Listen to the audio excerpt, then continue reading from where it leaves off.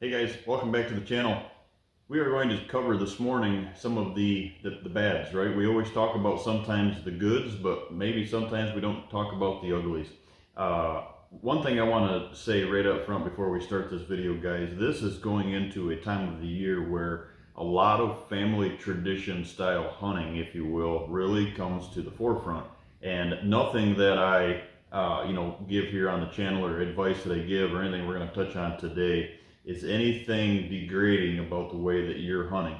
But I'm often asked, because of my profession, I'm often asked, what can we do to better that situation, right? So if you're out there and deer management isn't your thing, but watching, just kind of soaking in different advice from different people around the country, such as myself, is something that you like to do, that's great. Don't take offense to any of these guys. What I try to do for everyone around the entire whitetail range is to try to just maybe spark some interest or change a few things here and there.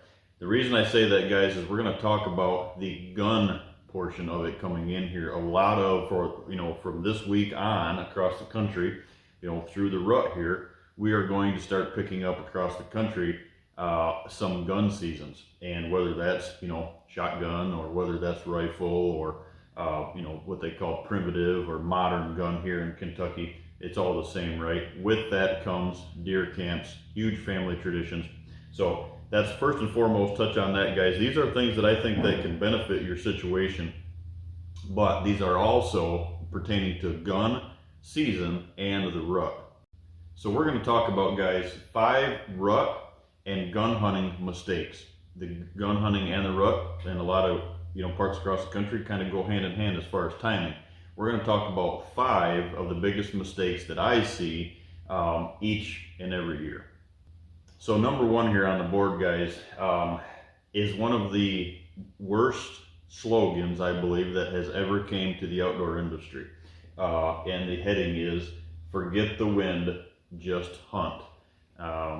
Many manufacturers, I guess I should say, have grabbed onto that slogan over the years, and that has got more folks into trouble than anything. So there are some products such as Scent Thief that we're using this year, or started using last year, that I'm really promoting this year, guys, that definitely change the game. But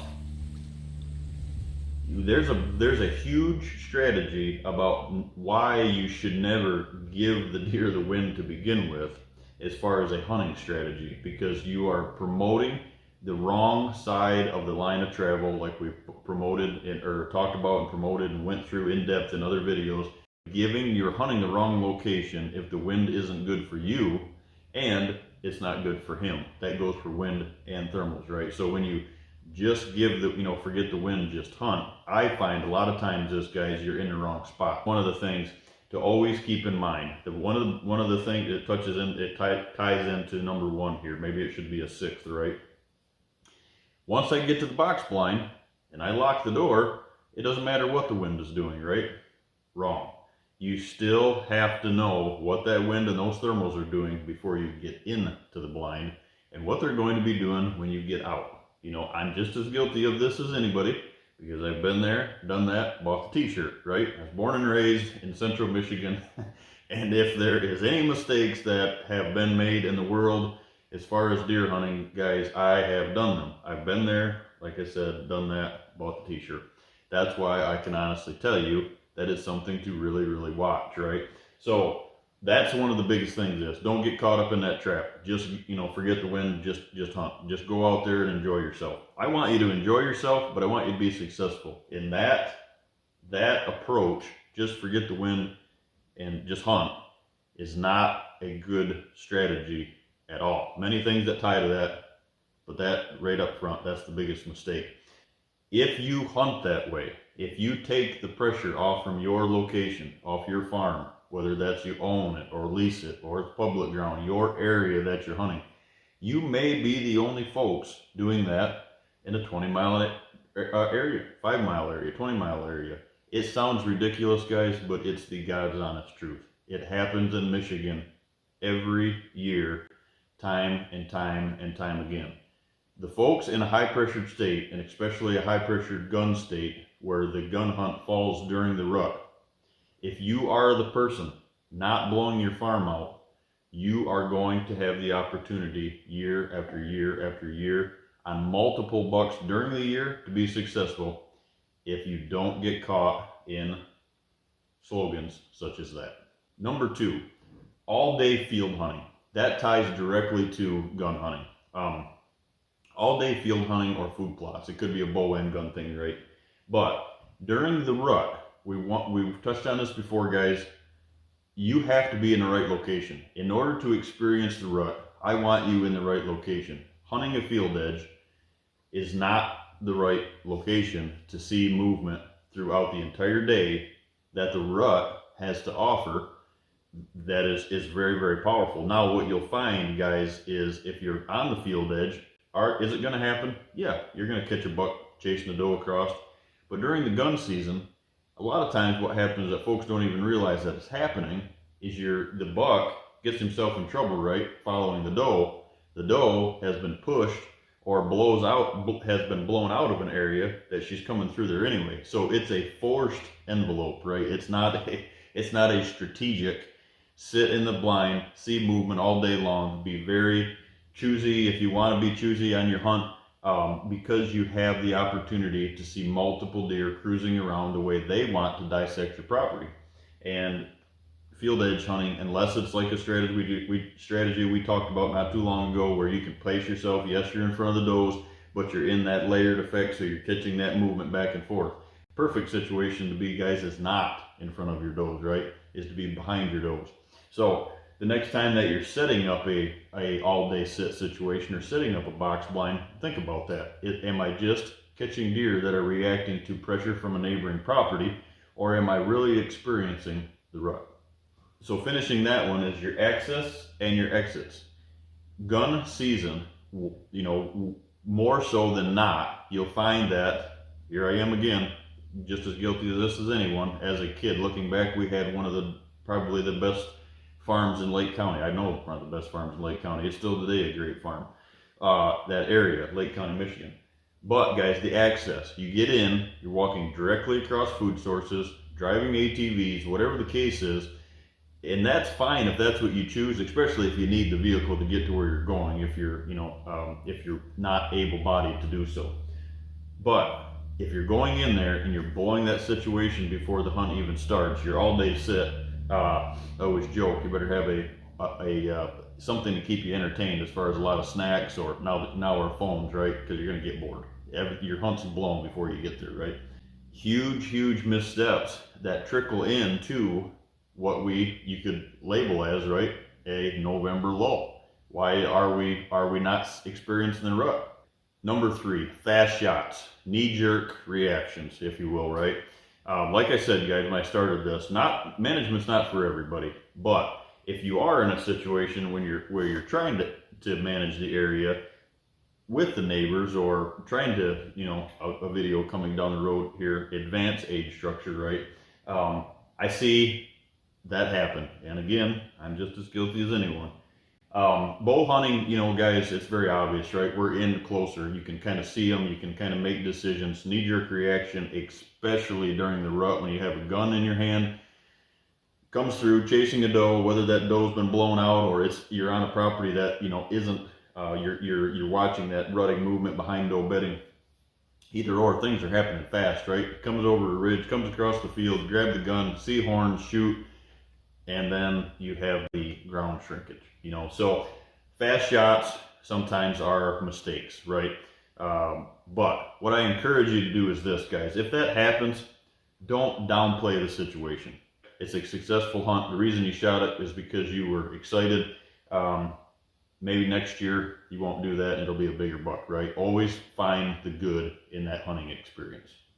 Number 4, guys, is probably the biggest mistake that I see during the rut and, the gun seasons in general, but the rut.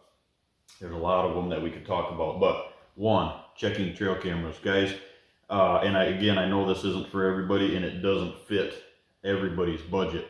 I run my business off from B-roll and everything that I get from the, the cell cameras, if you will, from Tacticam, right? I've been waiting years to have that opportunity to get that more at my fingertips. So those cameras are working for me. So they're a part of my business. That's not the case for everyone. And I use it for my hunting strategies as well, don't get me wrong. But the days of going in and checking those, pulling those cards, guys, are a huge, huge whoops. It can be a big mistake. I was talking to a gentleman just not too long ago that was talking about one of the biggest mistakes that he's ever done, and it wasn't intentional, right? Going in to set up a hunt that he was going to bow hunt a couple days before the gun season, went in to pull a card, blew a buck out of there. Maybe should have been on the ATV checking that card to begin with, right? But went in on foot, got busted, blew the deer that he's been searching for 2 years, waiting for the opportunity, took off. He thinks there was a doe involved in that, so the rut went across the road and got shot 2 days later during the gun season. So watch the camera pulls, guys, right now. If you're trying to make that strategy, and not bump stuff off, really watch and going and being invasive, getting those cameras. Hopefully everybody has the opportunity to do cell cams, so you don't have to do that. Scrapes. Going in, searching for scrapes, this is maybe even outside of the gun hunt, right? Going in, searching for scrapes, trying to find the latest and greatest, active scrape, right? Searching the entire woods, hanging a stand over it, taking a camera, putting it on that scrape before you know the scrape's dead, the area's dead, because we're walking all over searching for it, guys. That is why I highly recommend, whether you're on public ground or private ground, having a stand assemblage and hunting that stand assemblage from the outside in, or if you're in ridge country, not all farms, another video coming down the road, but not all farms are equal, right? You can't always access from the outside of the farm. I've got accesses in here from the inside of the farm, but it's in non-deer areas, right? So we can get in, but those cameras, and get in and get out, but those cameras and those scrapes and the licking branches are working with each other the entire year. Guys, I hang them in May or June, and I do not touch them unless this year, 2 have broke on me. My mistake. I've got one right now that they pulled down too low, and I got to go in. At some point, I'm going to have to go in and fix it. But something like that, where those are working for you, and you don't have to go in. You don't have to search for that latest and greatest scrape, guys, because I've got a stand assemblage, and every one of those is the latest and greatest, because it is pertaining to movement, right? It's pertaining to your line of movement around the entire property, around your entire neighborhood. You don't have to go in and search for them if you build them early and they're already there. Get them out of the play. It puts more focus on your scrapes, guys. The scent thing follows that right hand in hand. One of the biggest mistakes I always see is this time of the year, and in some situations they work. I have a good friend up in Michigan. Over years we've been pretty good friends. He's got a great product. He pan collects the urine. Tom Whitty with Nature's Best, whitetail scents. They're out of Michigan, guys. If you're looking for raw scents, right? There's another company, Raw. Tom's isn't frozen. That one is frozen. These guys put the time in, and it works. Don't get me wrong, but I find myself using less and less over the years, right? Less and less of the lures, because my scrapes are working for me all the time. Right now, guys, I can honestly tell you, you get next to one of my stand locations or my scrapes, they reek of urine, because they've been not just adding, me adding stuff to them, because I haven't added to them. I haven't used it in multiple years, but the area is just saturated. The urine, the stink of the urine, and your doe estrus and stuff like that, buck urine changes throughout the year. And so they stink more, right? But going in, getting to your tree stand, going past the limit, going out in there, getting 20 yards closer to a whoop situation, a mistake, right? Getting 20 yards closer, 25 yards closer, and laying that scent down on your boots.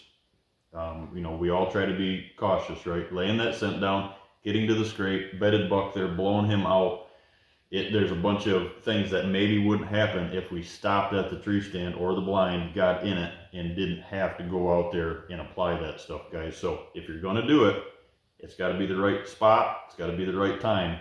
I highly recommend stopping at the blind, at the stand, not going out there and have to doctor your scrapes just because of that, the whoops, the mistake that could happen. Number 5, guys, is this one. This is dear to my heart. Teaching the kids. I highly recommend the kids, in order to keep their experiences strong enough to carry them through the rest of their hunting career. I feel that having them experience the rut is a huge piece of that. Guys, I am a testament to this. Living in Michigan, having the kids there, born and raised there with them, bringing them up in an area where it's tough, right? Luckily, they had the youth hunt and they got to experience some good hunts, but the youth hunt is early, right? Sometimes they're tagged out before the rut. If you're gonna take the kids in the woods, guys, I recommend taking some strategies, implementing them into the rut, taking the time to not make these mistakes so they can experience the rut as well. If that's bow hunting or if it's gun hunting, teach them the ropes. Teach them the ropes so when they are going out and venturing into the woods for their hunting experiences, guys, they know what to look for and what to do, where to set up their stands so they can experience the rut. That will take our experience and our experiences and let them live through us or with us, right, guys? So 5 things, 5 mistakes that I see during gun season, during the rut, guys. Kind of a fun video here, but a very important one. Thanks.